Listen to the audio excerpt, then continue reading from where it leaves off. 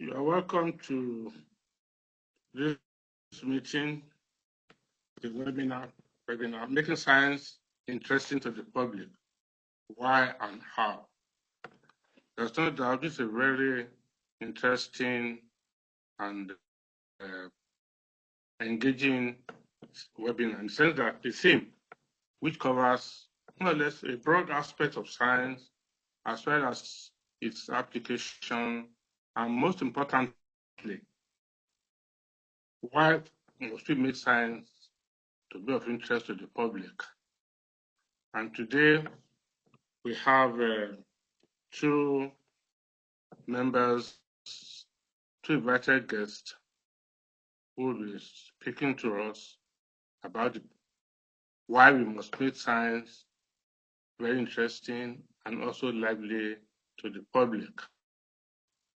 It's a way of more or less carrying the public along to ensure that whatever changes or challenges or prospects science making or contributions of science to mankind, the public could be carried along.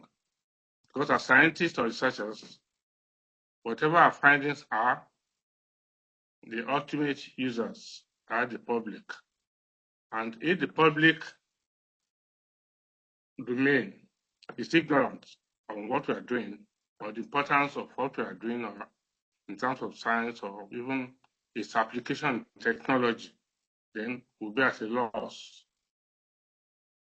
So today, or this morning, we have two invited guests who will be on this program, which is being organized by the Nigerian Academy of Science. On the program, I think the president of the academy is on. I'm not sure. Dr. Odubanjo.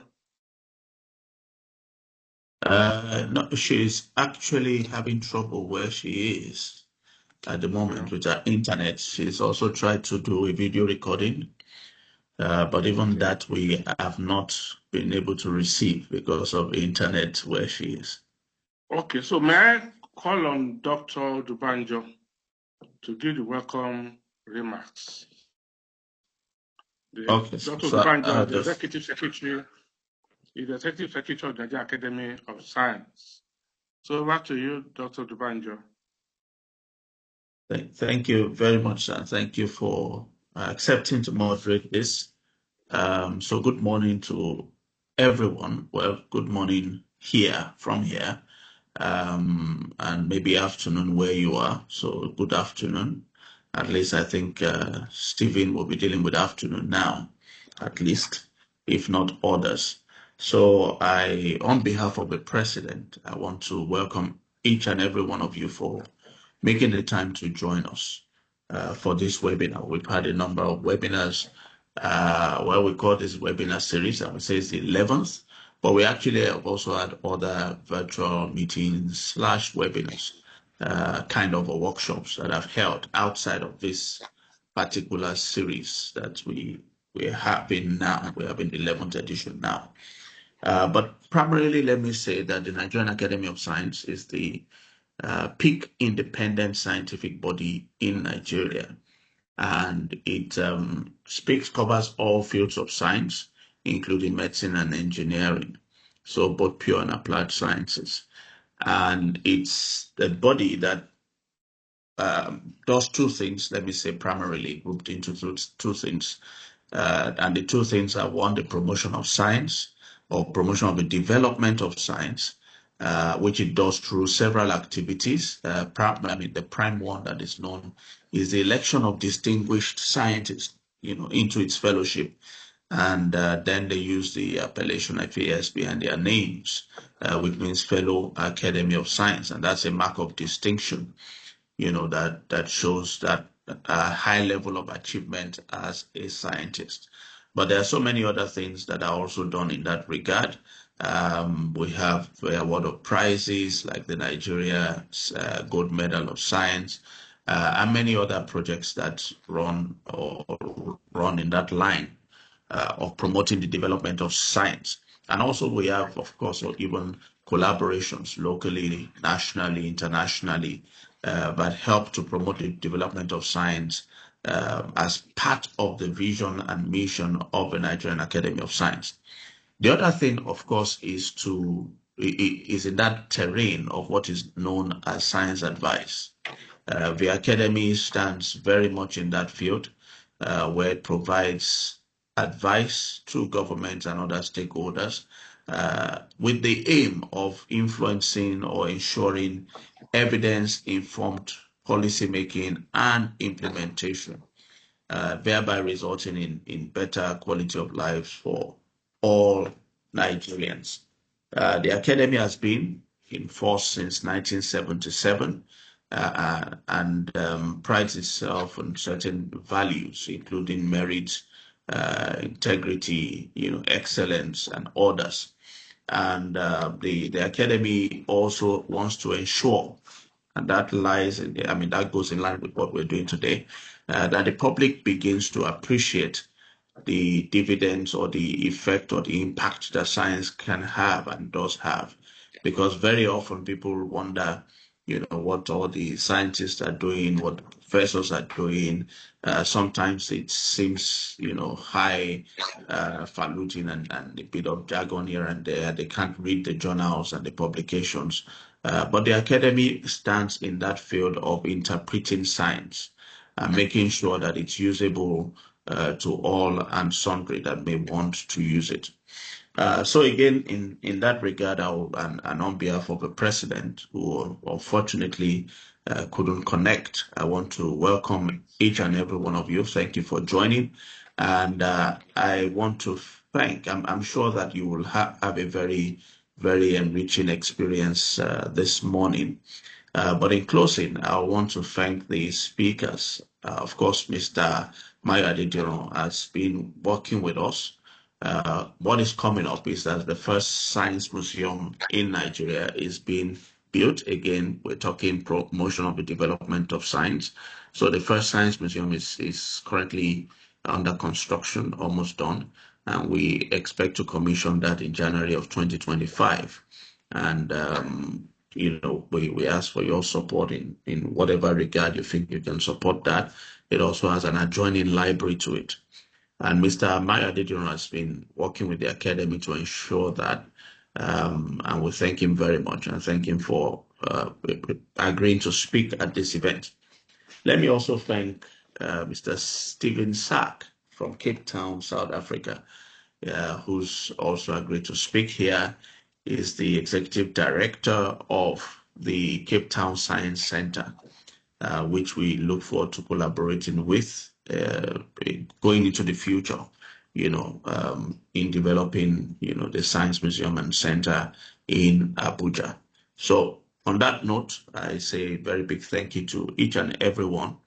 And we all look forward to, getting a lot of enriching information and a very fruitful 1 hour, 1.5 hours. Thank you very much, sir. Thank you, Dr. Udubanjo. So while we wait the president to join us, I think we can forge ahead. We can skip that aspect. We have a permission to go on, sir. Okay, we have your permission. Okay, fine. So yes. The next item is to introduce our guest speakers for today. We have two speakers, Mr. Sack from South Africa, who has been of assistance to us. Mr.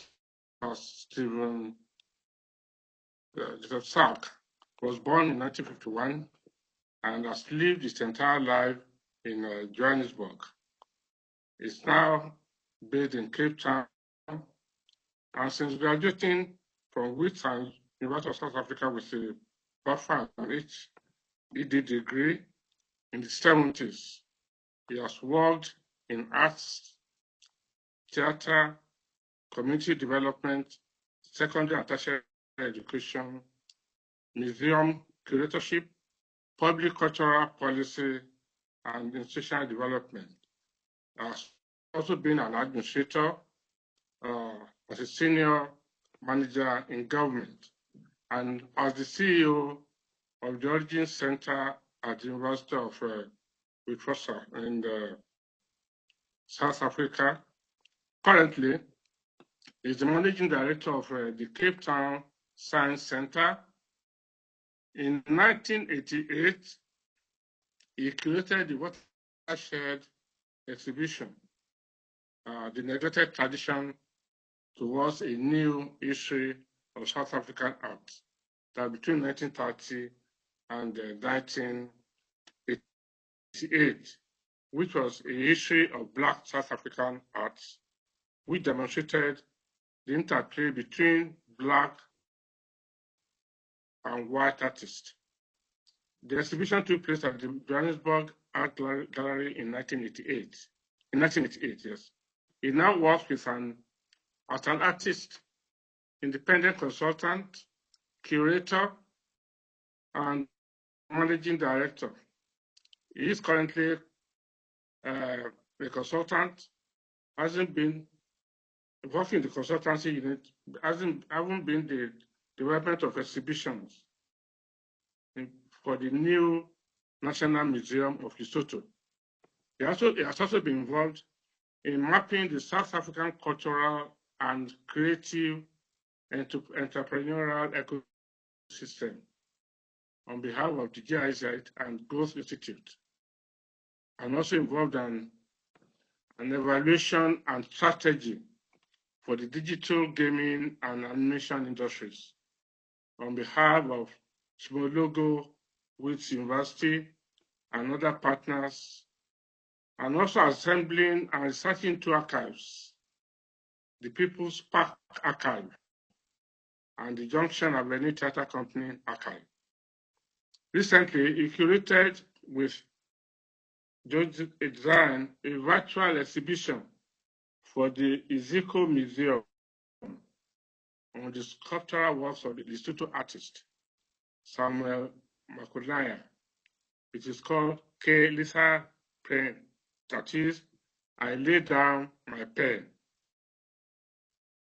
He has spent the past 3 years researching the issue of the Basotho heritage blankets for the year to open Lesotho National Museum and Art Gallery in Maseru. So, Mr.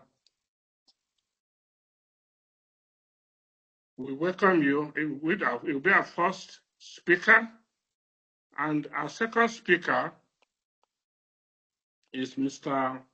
Mayo, NAS Mayo Adediran. He's a retired director of museums at the National Commission for Museums and Monuments here in Nigeria. He has created the following museums in Nigeria, namely Lagos on 3 different locations, Osogbo, Kano, Katsina, and Calabar.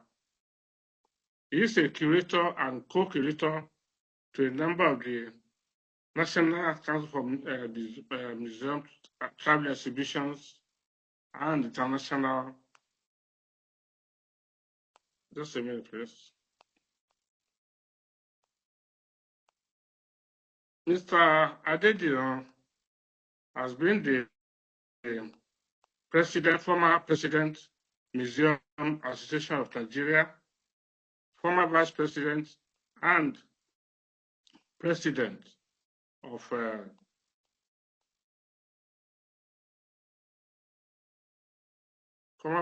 former vice president and president of Nigerian Museum Society.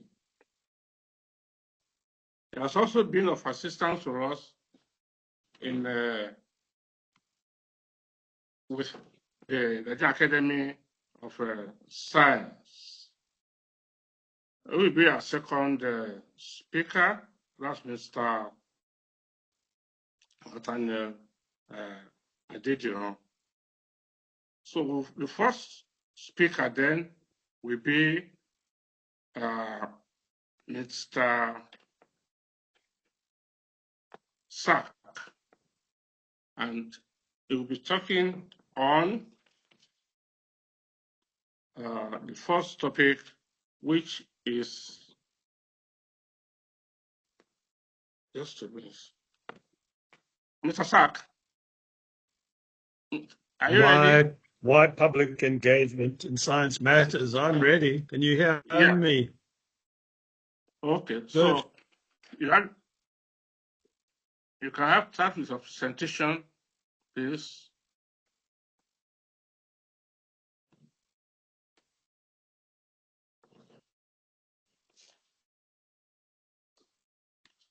Is the sound up? Can't hear the sound. Put it up the volume. Sound is good. We can hear you. We can hear you. Oh, can you hear the sound? Loud and clear. Yes. Yes, that's clear. But your slides were not saying. You might need to stop sharing. Carry on with this. Your slides are not up yet. Slides are not on. I'll put them on after this film. We're starting with this film.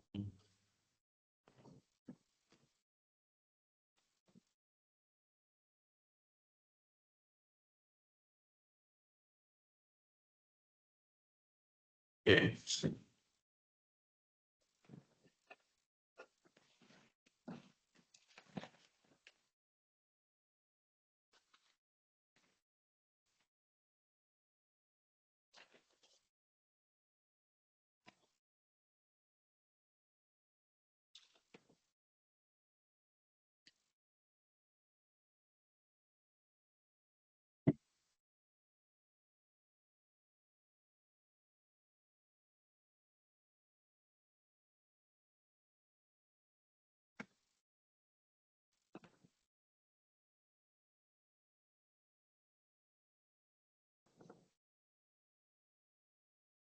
Okay.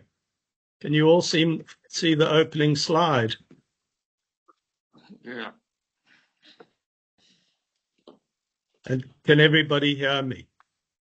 So I can proceed. I think I can hear you. You can or you can't hear me?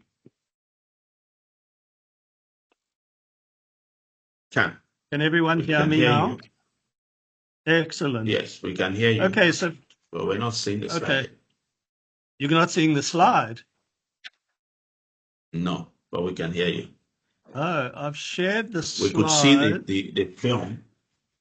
You saw the film, and now you can't see. Yes, we saw the beginning of that. Now we see nothing. No, now we see nothing. Oh gosh. Sorry, right, sir. The then. slides are actually up. We can see them. They're all okay. Yes, Maybe it's sir. my internet that's slow then. Okay, so All you right. can see it says the Cape Town Science Centre, why public engagement in science matters. Yes, sir. Yes, we Okay. can see that. And in the corner is a logo which says 25 years. So the Science Centre is 25 years old this year.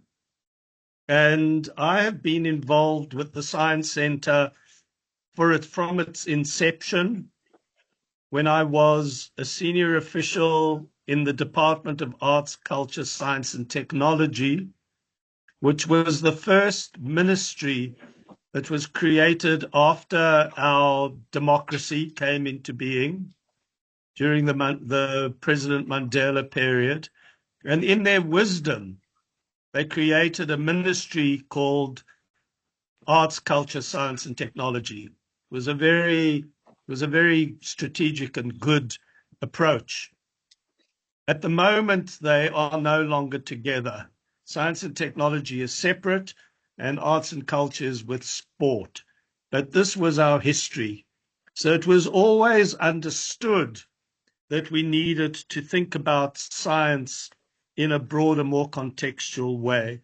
And my presentation to you, therefore, begins with the idea of a STEAMAC center rather than just a science center, in which STEAMAC is science, technology, engineering, art or archaeology or astronomy, math, of course, agriculture, and coding. And coding includes robotics as well.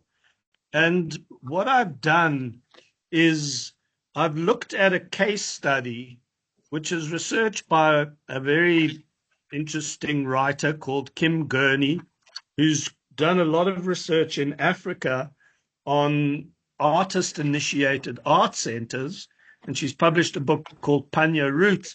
And it seemed to me that it's quite a useful case study, given the fact that we don't really have useful research about science centers in Africa. So she starts off, very interestingly, her research method says we must deal with urban context, material realities of everyday life, the broader resonance beyond the science world and beyond the art world, and accelerated flux. So those four concepts that underpin her research method, I think, is very useful to apply also to the science world. And she says they offer ideas around future organizational forms through context-specific participatory solutions, and they disrupt conventional notions of sustainability. So that's the work that Gurney has done, which I'm using. And so very importantly, I'm actually going to just move forward and go back to this slide. She offers this term of what she calls a plot form. So in short, the research study considers how a platform might be employed, and she calls it a plot form, to borrow an evocative phrase from an academic called Kodwe Eshun at a 2015 London conference by Common Practice, which advocates for the small visual arts sector. Eshun says it was not a matter of size, but rather of nested capacity, of platforming or plot forming that is holding durational conversations that form plots which solidify over time while simultaneously questioning themselves. And she goes on to say that these kinds of organizations, a platform or a plot form, have relative programming autonomy and a transversal relationship with the state, often with minimal or no public funding. And so what I'm arguing is that STEAMAC has the potential for stronger public alignment than just a conventional STEM center or a conventional art center. If we put it together through STEAMAC, then our ability to achieve the objective of public engagement is going to be strengthened because it has stronger public alignment. And so this inadvertently aids experimental work. It also presents ongoing sustainability dilemmas, which we confront, but it looks at hybrid funding strategies with local support, turning existing assets towards income generation rather than reliance upon a third party or foreign donor. And I'm going to take you through the steps now of the presentation that support this idea of existing assets, income generation, and how we put together the partners. So in terms of the platform or plot form, she offers this diagram and suggests that we are talking about 5 conditionalities, 5 principles that I'm going to deal with in the presentation. The one is horizontality. The second is what she calls second chance. The third is performativity. The fourth is elasticity, and the fifth is convergence. So we'll come to that, but let me just go back and just look at this concept of a platform, because it's very pertinent. So the difference between what arts and science centers do obviously has to do with the fact that art centers work with artists and science centers work with science communicators and into the public. So that we are all governed by platform capitalism. And there's a very interesting article by Julian O'Connor, which is called Culture is Not an Industry, and reclaiming art and culture for the common good. And in the same way, we would be wanting to claim science for the common good, as you outlined Dr. Banjo, in your opening statement about what it is, what your purpose is to really claim science for the common good. So this article argues that culture has become part of the consumer economy, while the public sphere to which the arts supply the means of thinking about society has been shattered. Postmodernism has dissolved any idea of cultural authority. Value is only expressed through the cash nexus. Art has no critical edge. You could make the same argument for science. You could simply put the word science into that paragraph, and you can see how science has the problem is it has no critical edge. Its critical edge has been undermined, and it's undermined and potentially supported by platform capitalism. So let me show you this document here, which I got off the internet, which is describing platform capitalism. Somebody called Nick Shrinichek has indicated what are the 4 characteristics of platform capitalism. And this is where the scientists who we train work. They work as technicians in this space. So firstly, it's intermediary digital infrastructure. So when we go online and we do any search, we engage with digital infrastructure. And this enables different user groups, customers, advertisers, service providers, producers, suppliers, and even physical objects to interact. So as a science center, we use digital infrastructure in order to engage with our customers, etc. Then it says some platforms further empower users with a series of tools that enable them to build their own product. So that's what we do as an organization. So that's one way. We use these platforms, digital platforms, to reach our communities. The second part of it is network effects. So the more platforms accumulate, the more potential it has to generate and milk value from its users and their activities on the platform. So you know how the loop works with the apps. They get information from us. That helps them to work out who we are and feed us with information.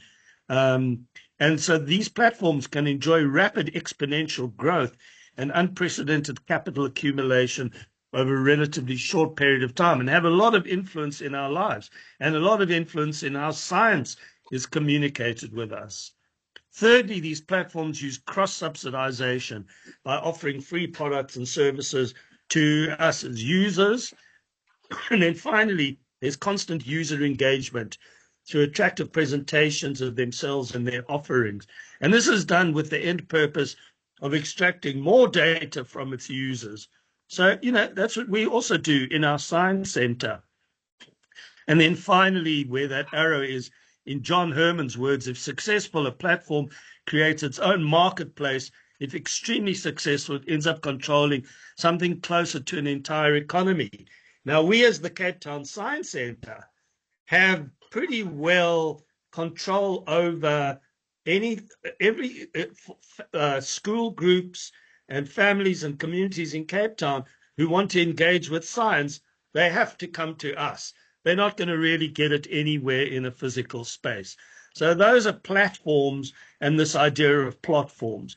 So let's have a look then at horizontality, second chance, performativity, elasticity, and convergence. So this, you're looking at an aerial view of the Science Center, the building in the corner of what is like an L shape. Is our hall where all our exhibits are. There's a car park where we have a mobile program and our vehicles go out to communities. We have an admin block. And then in the top corner, we have a warehouse where we store our exhibits. I've shown you the film. We'll share it with you. I don't think you saw the whole film, but that gives you an idea of what our floor looks like. So what do we mean by a horizontal organization? How is it that a horizontal organization is the most effective way of delivering science to communities?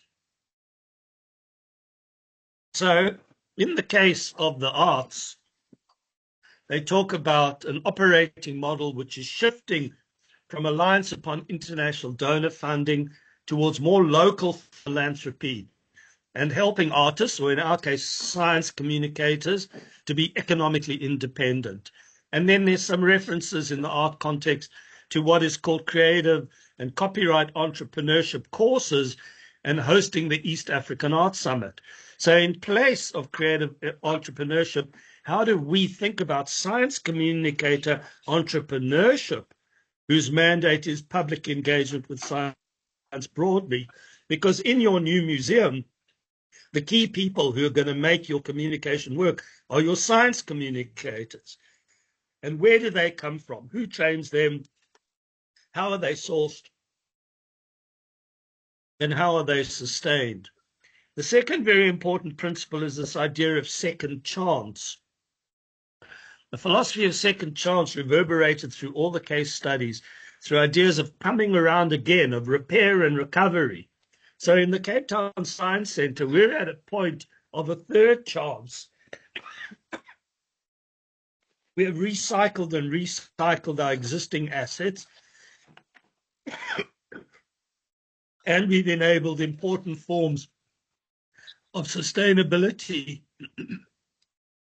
So you can see there, our first chance was in the year 2000 with the MTN Science Centre at Canal Walk. Our second chance was when we moved to our current building. It's a building owned by the Department of Infrastructure. So what's very important is we get a good, cheap rental for a building that is owned by the state. So that helps us with our sustainability. And our third chance is where we are now. We're post-COVID.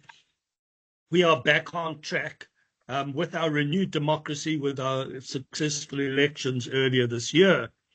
So our public engagement is repeatedly achieved through recycling existing resources. So that's the idea of second chance. Performativity, this is key to this, is doing things with science. We're an interactive science foundation. Everything we do is interactive. There are no kids walking through a museum looking at static exhibits and reading text. At every point, they are being challenged with science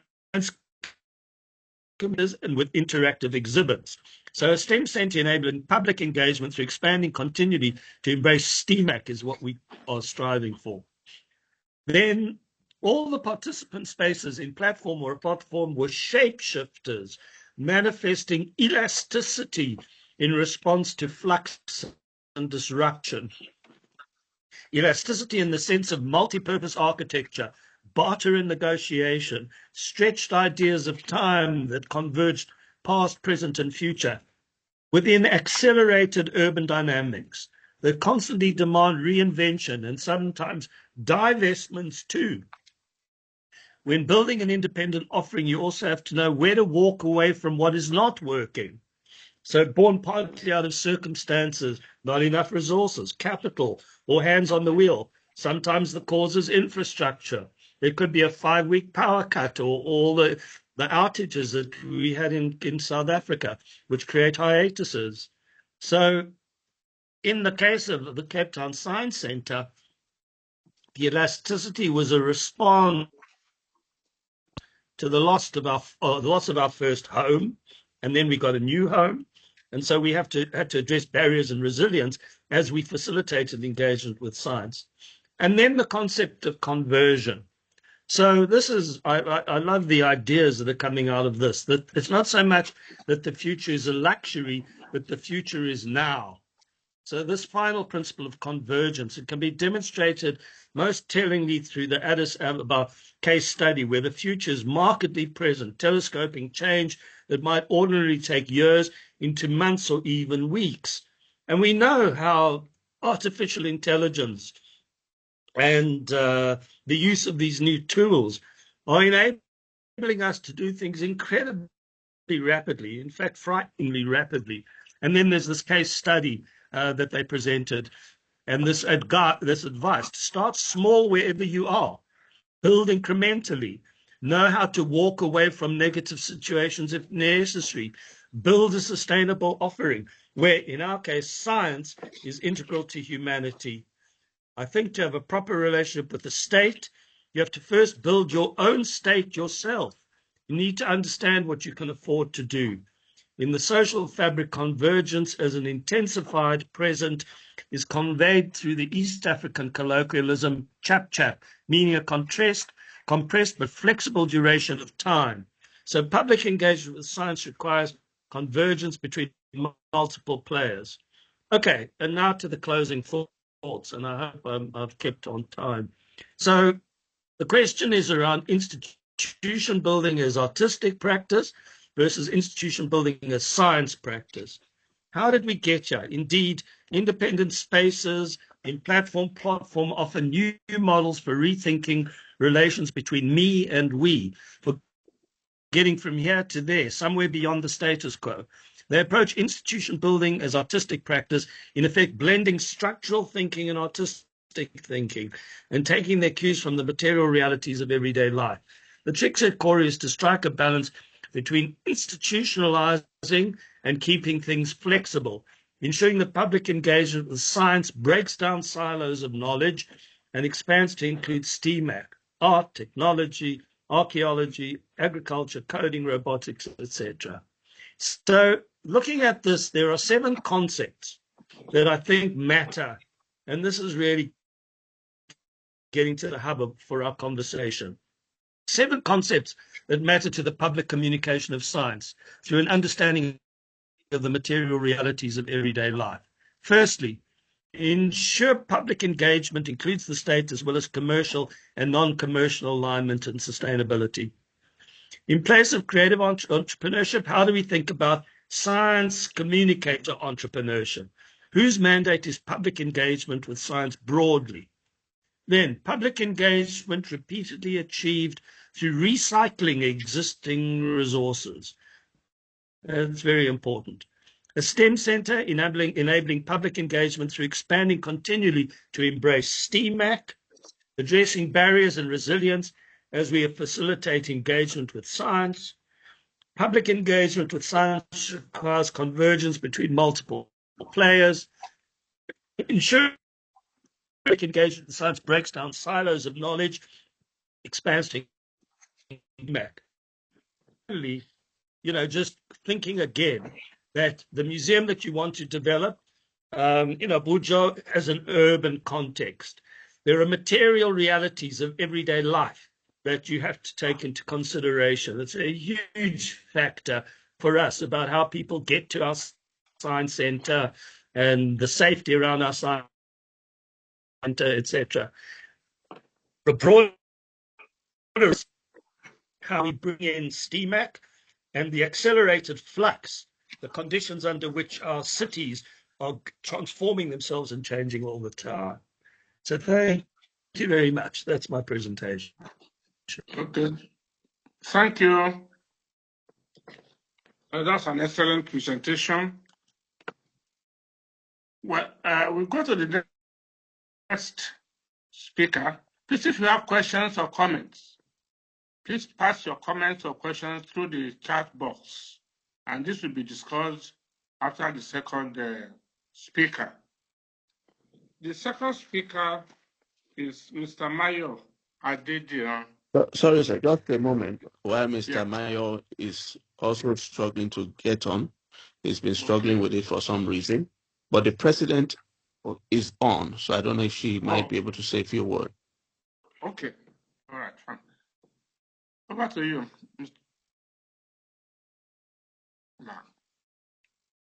Okay. President, the Academy of Science. Good morning, all. Good morning, ma'am. Yes, good morning, all colleagues, distinguished ladies and gentlemen. On behalf of the fellows of the Academy of Science, I welcome you to this webinar. In line with our mandate, we in Science, Academy of Science, continue to implement strategies and activities that bridge the gap between science and the society. The aim is to improve public awareness. This webinar comes at a very good time when we are preparing to commission our science library and museum in Abuja. The complex will be conducive for researchers, as there will be also lodging and conferencing facilities.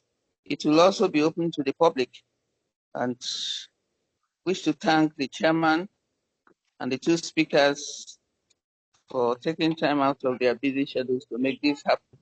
I wish you all a pleasant experience at this webinar. Thank you and welcome. Thank you.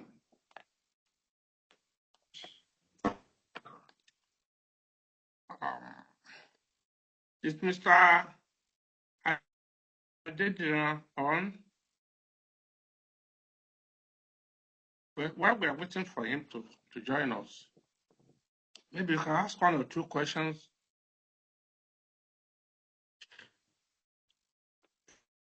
from the first speaker. Maybe you can start taking one or two questions, sir, while he's coming on. Okay. Yes, we're in touch with him. He's trying to get on. Okay. Either you send your questions to the chat box or you can raise up your hands. But my first question to our first speaker, is he on? Yes. Hello? Okay. Yes. Now, Yes. what has been your experience in South Africa in terms of reactions of an average South African, okay, to science and to information through the organization? Okay, so should I respond? Yeah, please.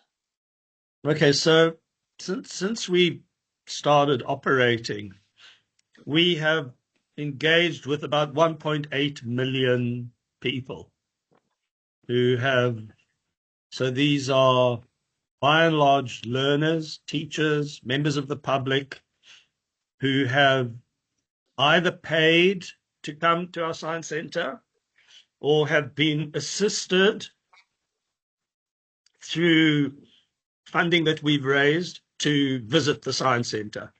We've also, just for example, this year, we have 250 schools where we have established what are called STEM clubs, and we provide them with kit and gear and instructional material.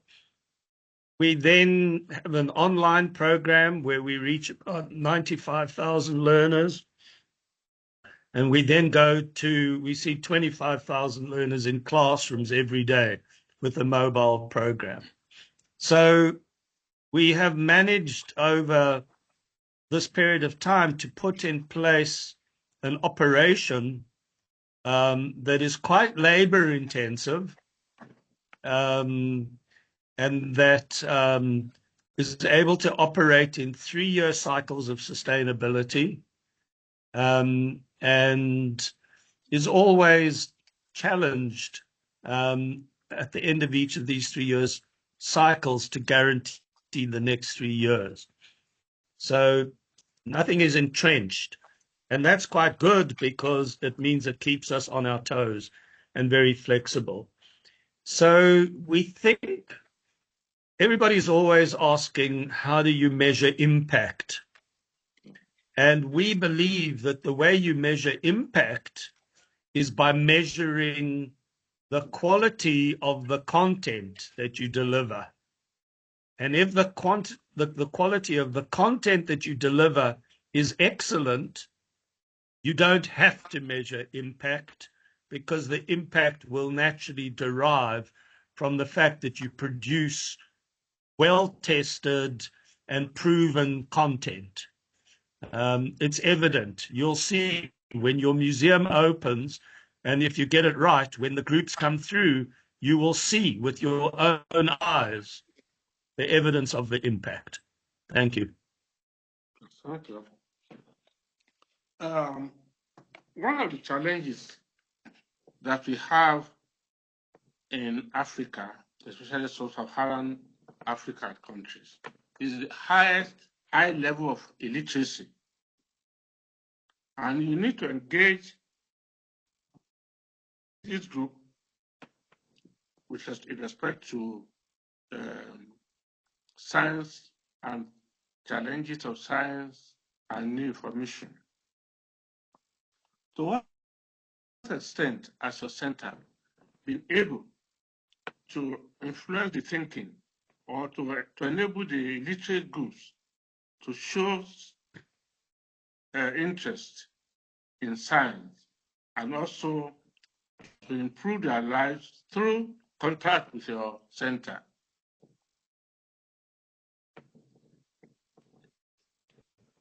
So the best indicators that we have of success is where we target our work within an ecosystem that is operating horizontally and that brings to bear not only one intervention, but a set of interventions for the prospective learner or teacher or member of the public.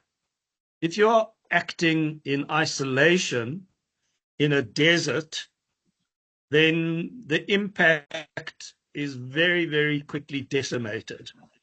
So we find that, so we have spent 25 years building networks into schools. So if anybody wants to work effectively with a group of school children or teachers or key people in the education department, they will come to us because we have the credibility. People will take our calls, people respond to our invitations. So we can bring together out of our ecosystem groupings of people that help to ensure the burden of impact and sustainability. We cannot do it alone.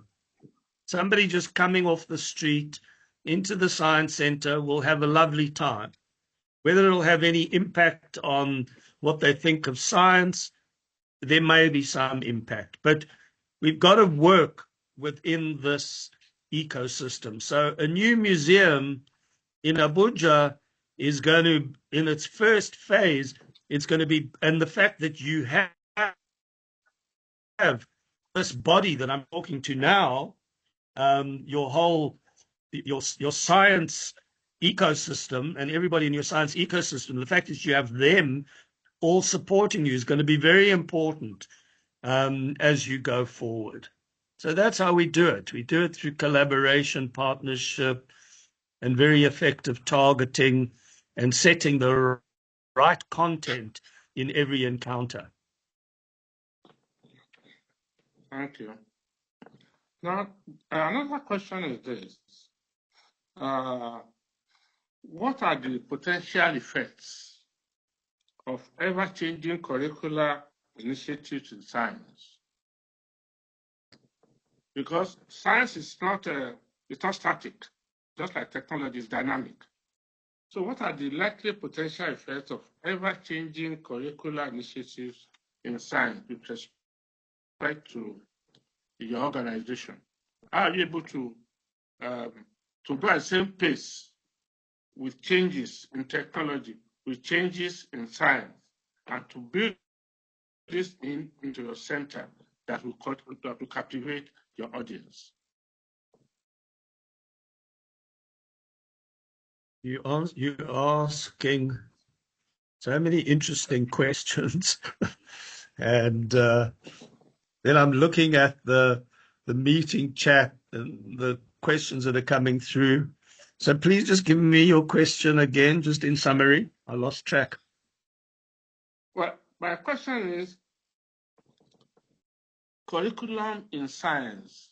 That's right, the curriculum. Now I get it. Yeah. I remember. The curriculum. It's not static. It's not static. Yes, indeed. So how can one, how as your center, how have you been able to cope with this ever-changing curricula in science? So the really interesting experience we've just had is with the new robotics and coding changes to the curriculum. So 3 years ago, the Western Cape Education Department indicated their intention to develop a new curriculum for robotics and coding. Very importantly, they came to us.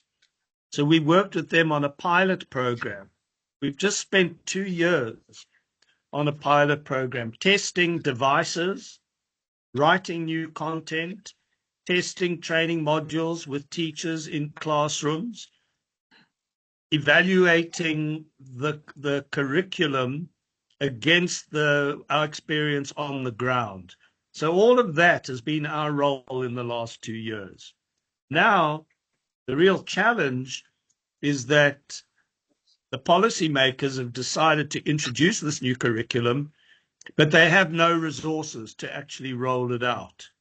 And so what we've come to understand is that all that we can do at this point is work with the lowest cohort of learners, so working from age 6 to 8, 5 to 8 years old.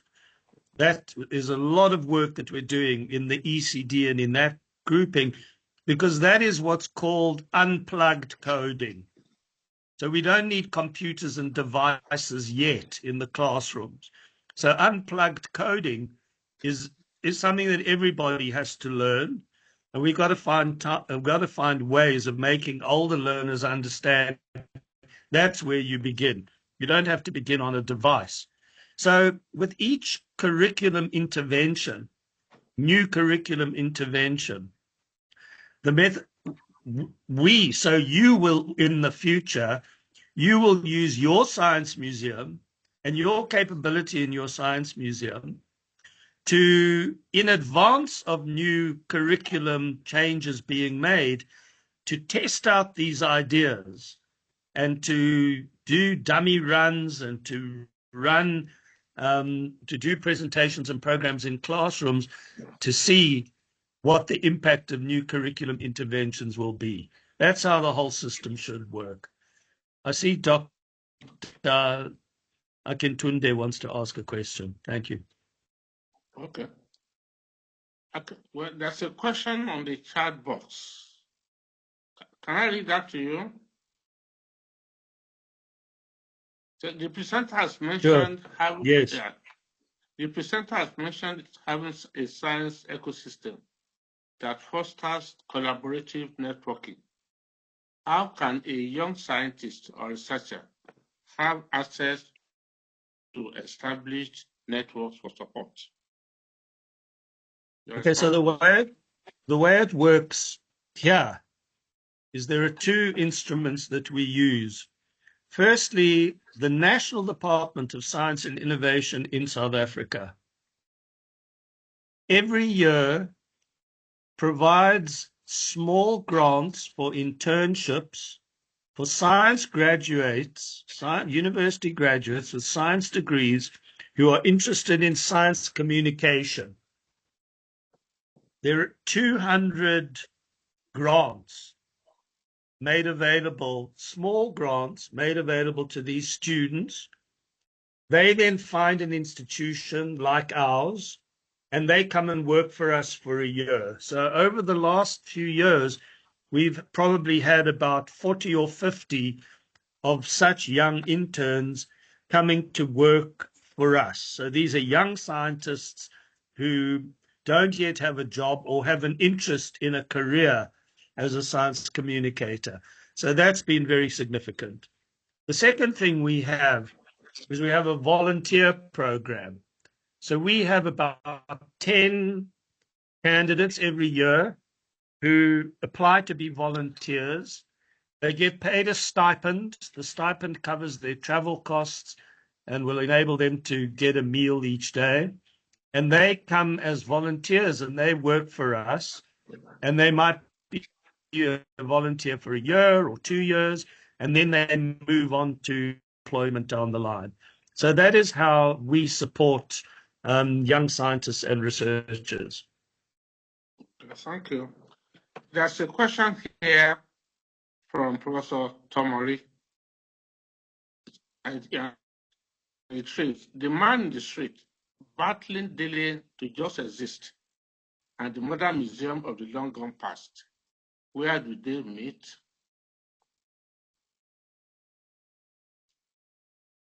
It's absolutely fundamental. You know, we don't call ourselves a museum.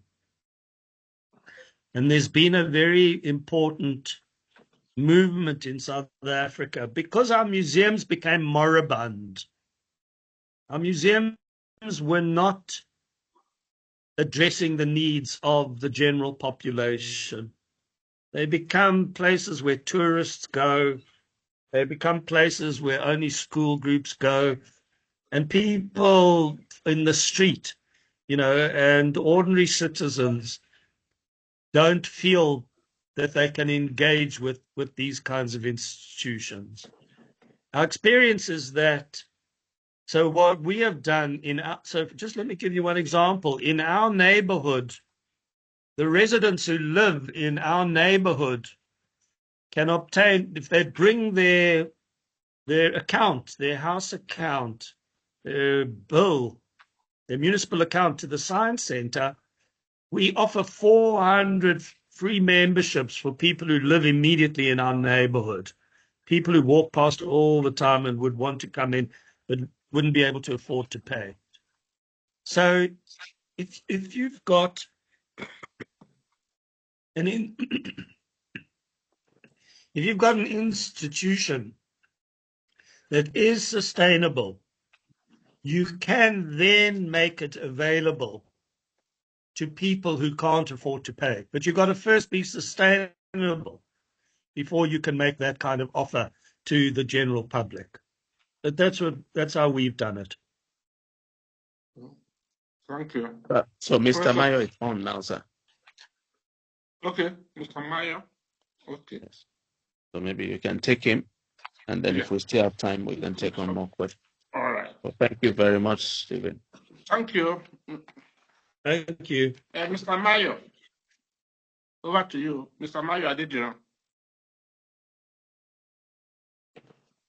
You've been introduced earlier. Is he on? I'm on. Okay, over to you. Yeah, thank you for the patience, and it was caused by power and all kinds of things around me here. So we're speaking on Science Museum experiential science learning. The why and the how. And I don't know if you want me to present from here or from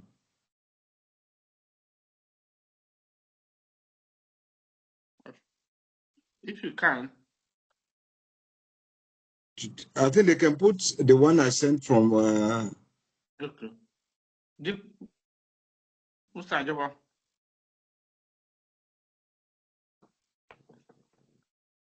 It's going to stop sharing from here now, okay. so Mr. Mayo will be able to share. Thank you.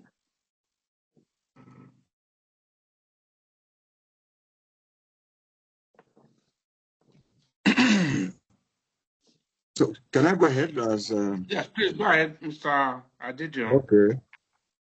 Making science interesting to public, the why and the how. And I have here 13 slides. And the first slide is the why and the how, the meaning of experiential learning, the benefits, and the So, Mr. proposed Mayo, you have to share your slides now. how all this will have effect on the proposed exhibition. And the proposed exhibition has been divided into a number of segments, which are now retitled as Where Curiosity Meets Discovery and Where Science Comes Alive through hands-on learning and other new ideas that will be generated through the exhibition. And the first one is we can't see your slides, please. We can't see your slides. You can hear your voice, but well, I sent it to the secretariat. Oh, okay. Okay. Well, go ahead. I think You it will want be us to share for you, sir? appreciated. It would be nice We want to if it would from be your nice end. if they can share the screen and show it, Okay, he will answer. because it will make much meaning if that is done. Okay, now. Okay, I think we have it now.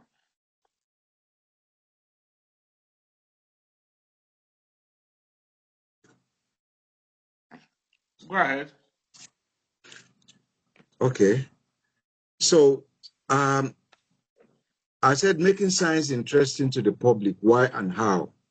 And the first thing is that Nigeria's rich science history is muted, and there is low awareness of the scientific basis of our heritage and daily living, which I've been insisting over time that we need to investigate and dialogue with our cultural heritage and our civilization. We had a lot of scientific discovery in our cultural or in our civilization, which has been locked up and turned as if they were only cultural things and not scientific. So the second aspect is that fortunately, science is increasingly recognized as a key driver of economic development. However, much remains to be done to improve our understanding, appreciation, and participation in science, which is what the Science Museum is now offering through a practical way to promote experiential science learning. The next slide. And I said here, it is the meaning is that it's to inspire and educate visitors of all ages through experiential science learning, and in particular, students. And here now we can conduct experiments which is student-centered to foster their curiosity. It will create an opportunity to interact with exhibits so that they can inquire as to knowing more and more, to participate in workshops, which is a process of active learning, and engage with scientists and the application of the reality of STEM. Also, simulations will be brought on board in the new museum, which is learning in a relaxed mood. And then it will give an opportunity. The next slide, please. To explore real-world applications for deeper understanding. The next slide.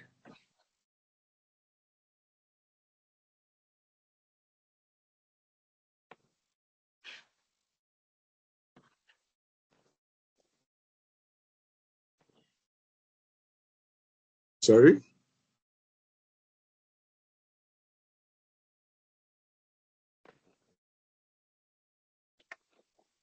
The next slide.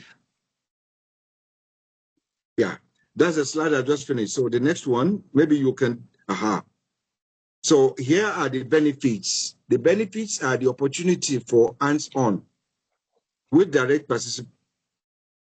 You go back. Yeah. You go back. Back.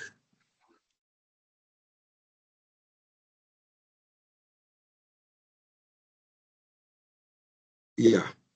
So the benefits of, oh no. Okay, now, well, let me repeat this because this was not made open for people to, at the time I was making the presentation. And I said here is that the meaning of experiential learning is to inspire and educate visitors of all ages through experiential science learning.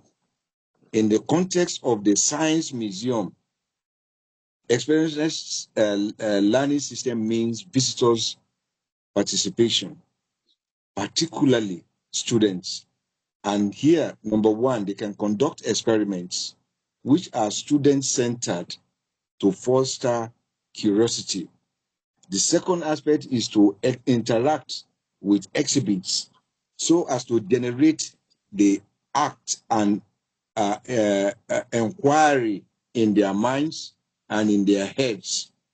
To participate in workshops, or active learning. Engage with scientists on the application and the reality of STEM, that is science, technology, education, and mathematics. Then simulations will also be provided in such a thing so as to fix the essence of learning into them. And then this is learning in a more relaxed mood and in a more enjoyable way when they could work with simulations and see how things work out. And lastly, to explore real-world applications for deeper understanding, that even after they had left, there's still something they carry on in their minds and in their heads and in their thoughts, which they take home and continue to develop from there. The next slide.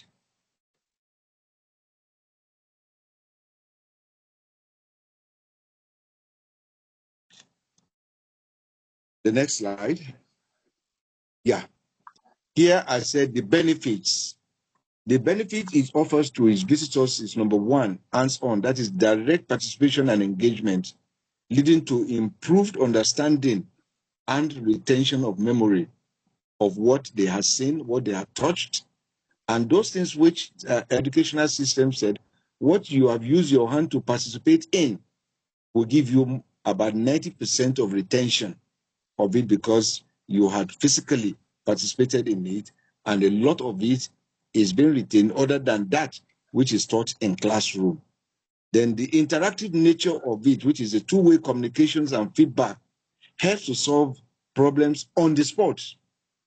There are many, many things that have been going around in people's mind which they have not gotten the right application or the right solutions to.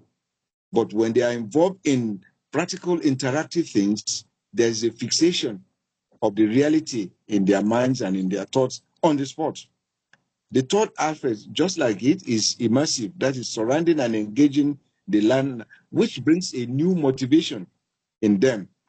Then trying new things and trying hypotheses and further trials as they go around doing whatever businesses or at home, on the road and all that. It gives them the opportunity, a freedom now to be able to try as many things and inquire many, many things for the reality of things that they will get, which is the relevant, practical, applicable things, which give them confidence in doing many, many things.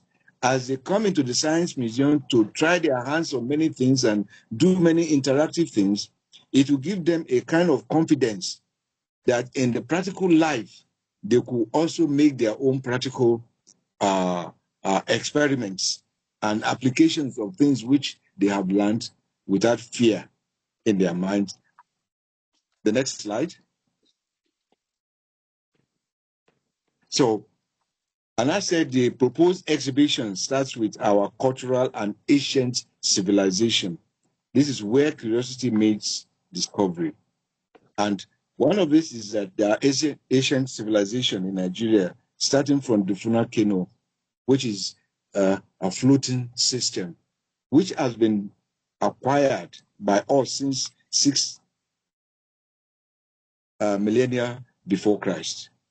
Iron smelting of Nok, incidentally, one of the oldest smelting sites in the world, iron smelting site, is found in Nigeria, at Taruga, very close to in Abuja territory here.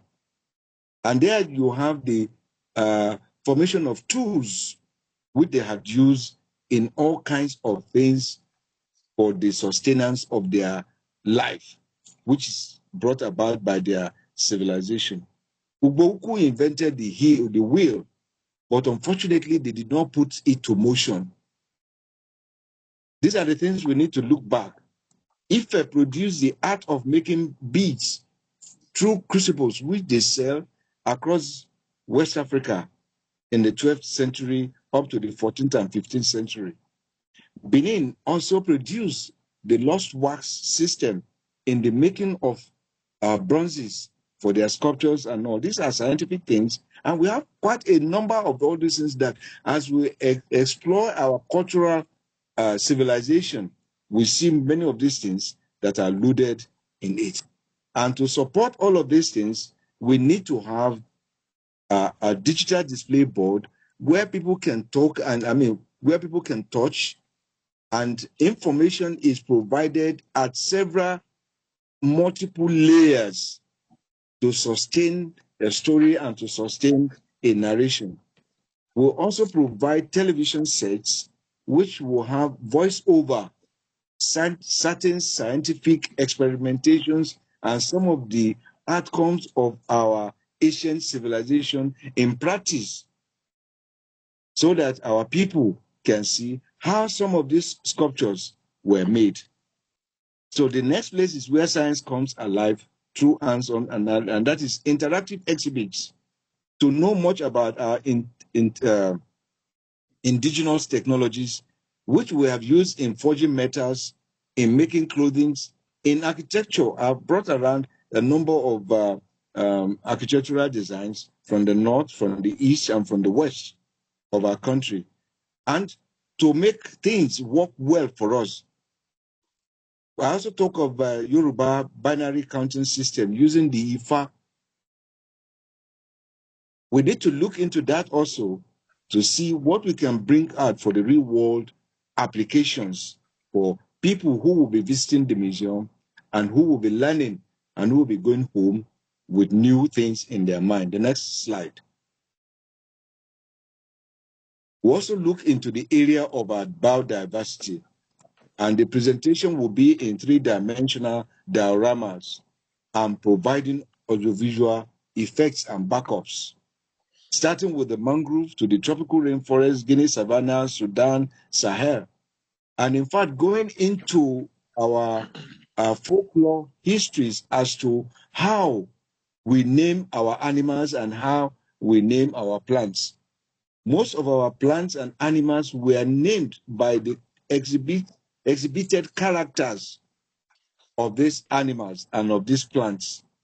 So our herbalists and our hunters and our people have named animals according to the character which they have seen in some of these animal species. So we also have modern breakthroughs in health and sciences, in medicine, in malaria, the green worm eradication, HIV, AIDS, Ebola, COVID-19, which are indigenous to us. We also have tuberculosis and several other health challenges. Then the primary health care, which are maternity issues. We need to look into all those and extract that which is useful for the public to know from our ancient civilization, and things which had worked and which are working and which had parallels with what we have today in modern day medicine. We also have the area of agriculture, food security and preservation. Because we have plenty of yams and we cannot preserve yam in the state in which it is for more than a year, we had to turn them into yam flour, cassava flowers, and all that. And by this, we'd extend the lifespan of all of this. Can we go back so that I can finish the... So our system of farming, our system of livestock management, and our system of fisheries. So we also have the areas of engineering, manufacturing, energy, water resources, roads and aviation, cybersecurities, and online payments, which are the new things, but we have some which are new developments in Nigeria. Our ATMs are known to be one of the most resourceful around the world, and many had copied the designs which our banking system had done in modern engineering. And on the right, we have Professor Ayodele Aojobi's invention of transferring a left-sided car into a right-hand car in 1972, when Nigeria transformed into driving from the left to the right. So we also have oil and gas. And I said, now we need to go back into the origins of oil and gas, the geological exploration and discovery, the extraction, the economic impact, environmental consideration, innovation and technology that has been done in it, and then generally the history of Nigerian oil and gas, the timeline and major life milestones and events that had occurred. The next slide. And then the exhibition area will now come into the interactive drilling rigs, model refinery showcase. Hello? The next slide.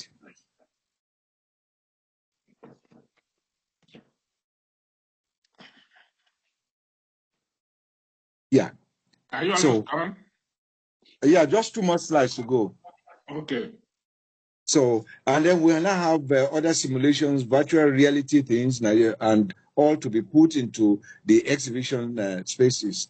And then the space development overview, the launch of satellite in NatSat 1, NatSat 2, and NICOMSat, then NASDA, the Earth observation on agricultural forestry and all that are things which we also need to look. And lastly, I ended up in the conclusion that experimental learning in the new science museum developed by the Nigerian Academy of Science shall be a digitally interactive presentation of some exhibits to the general public targeting the students.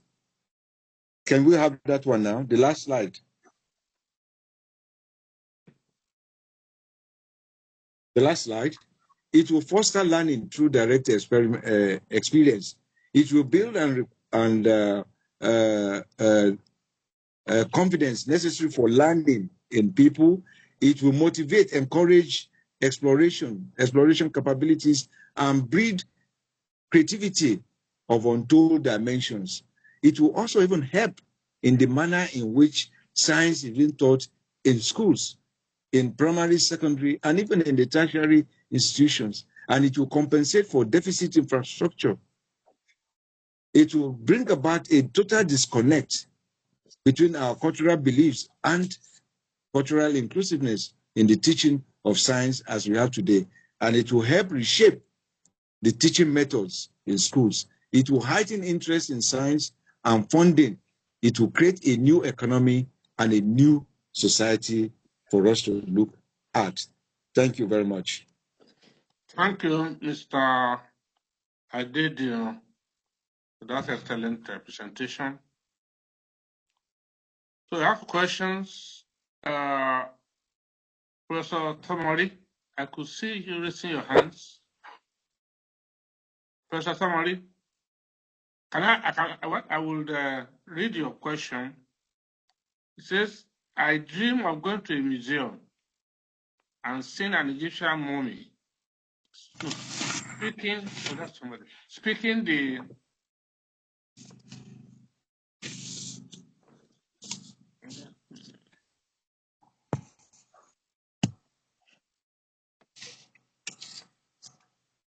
I dream of going to a museum and seeing an Egyptian mummy, speaking the language of the mummy and eating the food of mummy time and past life, exhibited in real today life.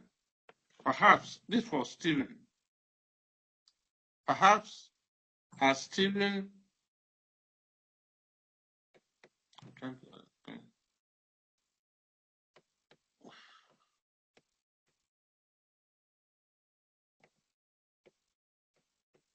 Professor Mari.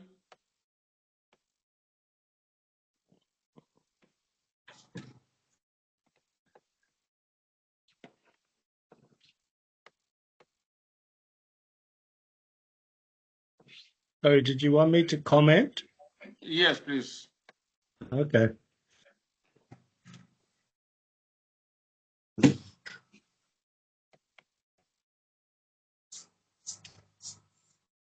Okay, well, firstly, thank you so much for that update. It's very inspiring what is planned for the new museum that is being built. One of the big things that we're going to have to deal with is that science centers actually work very differently to museums. The slide that you showed of the London Science Museum,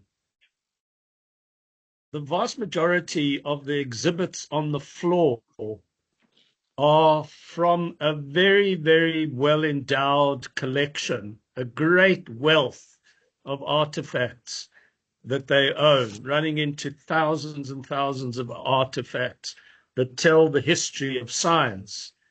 And these are placed on the floor, and sometimes you can interact with them, but generally you can't. Generally, you're looking at a static piece of technology with a text written next to it.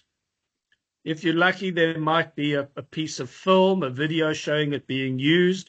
And in some instances, you might be able to have other forms of digital interaction.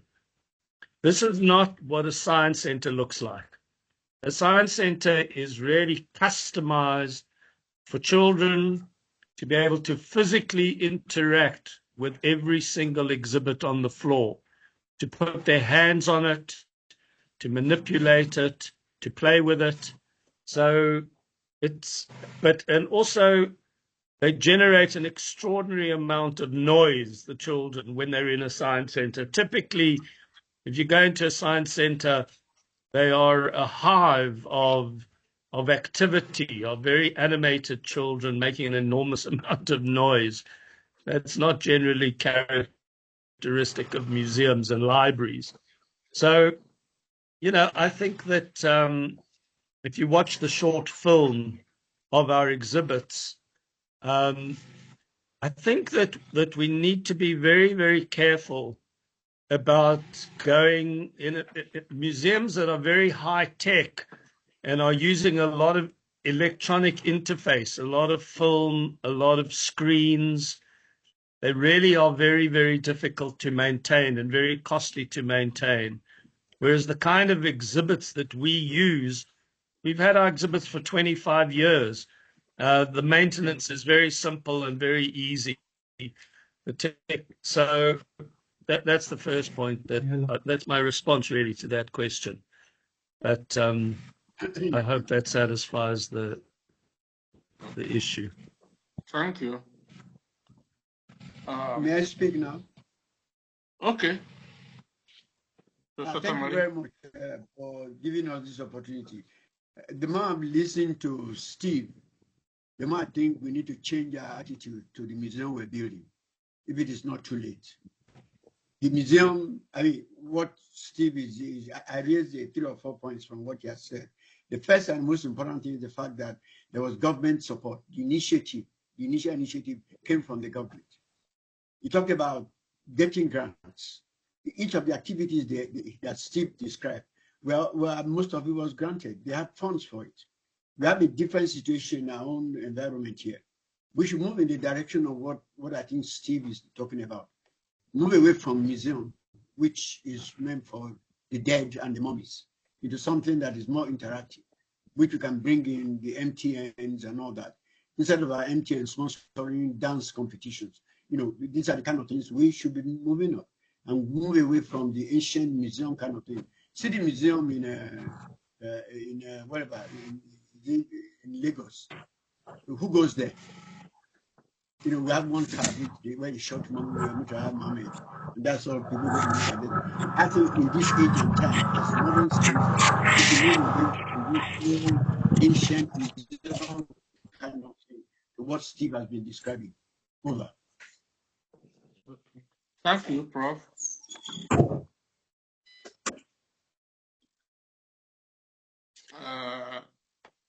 What?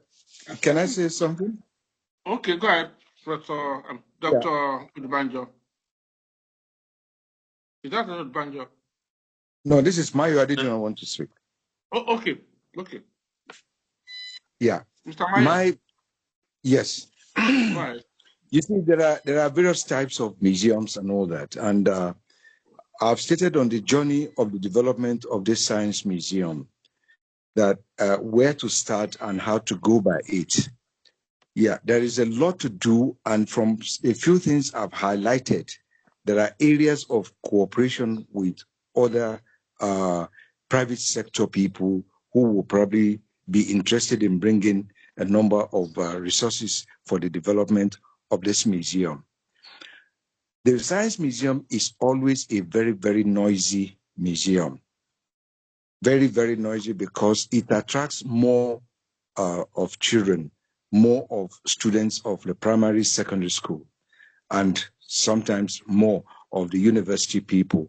It is a place of learning and it's a place of experimentation. And I said, the Science Museum will be able to provide for people many, many things that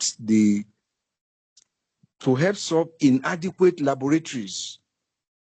Many, many things may not be, the teachers and schools may not be able to explain certain principles of scientific things to students in their respective classes. But when they get into the Science Museum, they have a lot to see and they have a lot to learn. And the most important thing there is that they have a lot to touch their hands on, which helps sustain and retain many of the things that they come to see in the laboratory, in the museum. So looking at the Lagos Museum is a different museum entirely. And unfortunately, the museum is dying. That museum is not alive to its responsibilities because government has refused to fund it. And there's a lot of political things that are wrong with that, which we need not delve into here. But we should focus on the new one that we are doing, or the one we're going to do, how we're going to make it to work and work in such a way as to develop a new approach to science. You know, when we're doing the visioning, I did talk of what are other museums doing? What are we doing different from what other museums are doing? This should be our focus now and not be bothered with what other museums are. Our interest should be that we continue to focus on what we are doing so that we don't become what we see in other museums today that are more or less dead and look gloomy. Thank you. Okay, thank you. Well, that's a question, but I think it's been partially we have answered. just about run out of time, sir. So if you okay. We have just 2 minutes more. I think time is not on our side. Well, I think on this note, we want to appreciate our guest speakers. The two of them, they've done excellently well, and also all those that have contributed and made comments. We have some questions on the meeting chat. On the chat, we'll address this. And then there's a question as to whether the presentations will be shared. Dr. Odubanjo, are we ready to share the presentations? We believe we have the permission of the speakers to share that, and hence they will be sent to the registered participants. Okay, so thank you. So once again, kudos to our two speakers. They've done excellently well. We've been educated, and I think the lesson that we've learned from this webinar is to take a critical look at our own museum here, the Science Museum that NAS is setting up. And I think based on the presentation of Stephen Sack, we have a lot of things in common. We will learn from your experience. You've been on it for quite some time. And also the question that Professor Tomari asked will equally be addressed. So once again, we want to appreciate all our participants. If you have information or comments, you can always direct this to the Academy of Science. And also, the impact of this to me is just to more or less announce the fact that the Academy is on the right path in setting up the first science museum in Nigeria. And for scientists, it will be an opportunity not only to showcase our work, but also as a teaching model for our students, because eventually we'll go digital apart from various aspects that will be on ground in the museum. So once again, We want to appreciate your coming, and we look forward to having you around whenever you are in Abuja, or once we go digital with the facilities in the museum that you can always access right from your home or from your place of work. Dr. Odwanjo, any other comments or questions or contributions? Just two, sir. One is somebody was asking about how to be a fellow of the academy, and you can go to the website www.nas.org.ng, and you shall find information there. And at the very worst, you'll get contact information, email address, phone number. You can still reach out to the academy. And the second one, sir, is to thank you for your moderation today. Thank you, sir. Thank you. So, bye-bye. All the best. Mr. Sack, start serving you around. Thank you, Mr. Mayo, Steve. Adediran. Thank you, sir. Good Thank to you, see sir. Steve virtually Professor today. Marie. Thank you. Sorry for the initial delay. I know we understand, you understand. And so to all our participants, you're highly appreciated, and we look forward to having you in another round of our webinars, which will be advertised and also circulated through various media. Once again, thank you and God bless. Have a lovely day. Bye.